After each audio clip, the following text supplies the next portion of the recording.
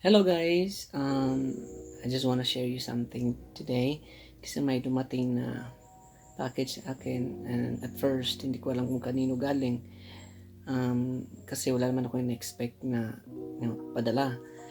And then prior this morning may nag-send sa akin yung Ninja van na may paparating na delivery, and then I need to prepare this amount which is nakalagay na puro zero. Sabi ko nga, ang timang-timang naman tong Ninja van ko nung pinagte-text nagsisend, may i-receive ako pero wala akong babayaran, o tsaka wala naman akong in order recently na ganun. So nung pagka-receive ko, yun pala, in-expect ko na ni-request ko sa sa Union Bank. After kong mag-download ng app, may nakalagay kasi na request a physical card. So nag-request ako, and then ito siya dumating. At I kind of forgot na kung kailan ako nag-request ito, but finally dumating na siya kaninang umaga tong card na to.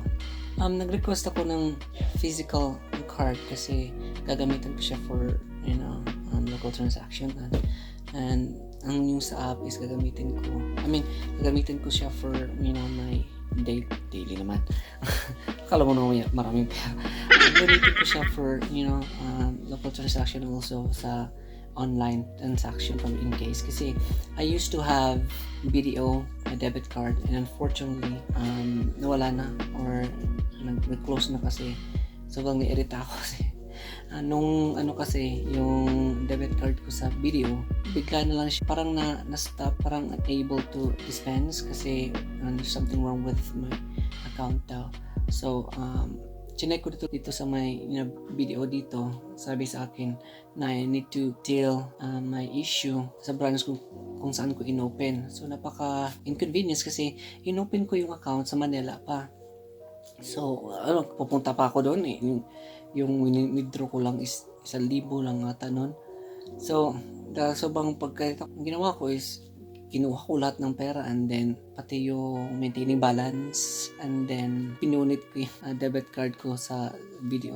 Pahirap naman ang ganun. Dapat sana pag may ganung issue, hindi na dapat mapupunta sa branch of account. Okay lang sana yung branch of account na pupuntahan mo is andito lang sa lugar na itiran mo. What if dun pa sa Manila, just like me na inopen ko sa Manila tapos nandito ako sa probinsya namin, and then pag may nagka-issue pupunta pa ako dun sa Manila para ayusin yung issue na yun. So at the moment meron ko isang bangko pero it's a checking account, so I need another account para gamitin sa mga local transactions, and then also pag mag-withdraw ako ng cash as well, and also online transaction. And the reason why I use Union Bank kasi kita ko sa mga advertisement and other online, basta mga online sa website na they're very flexible, and then tsaka andun yung Union Bank yung sa choices of payment, which is very convenient. And then the reason why I choose this because yung pag-open ng account, yung mga naka-receive this card na wala masyadong requirements na hinihingi nila, at saka through app pa nga yung pag-request ko nito, and then but they sent me this without any cost. It's really a plus. So let us take a look the inside. Let's open the package kasi hindi ko pa siya inopen, and gusto kong ipakita sa inyo kasi first time ko rin magkaroon ng tawag dito Union account. So, hindi ko kayang buksan ng isang kamay. So, I'll get back to you once na ma-open ko ang package na to kasi sobra siyang madikit.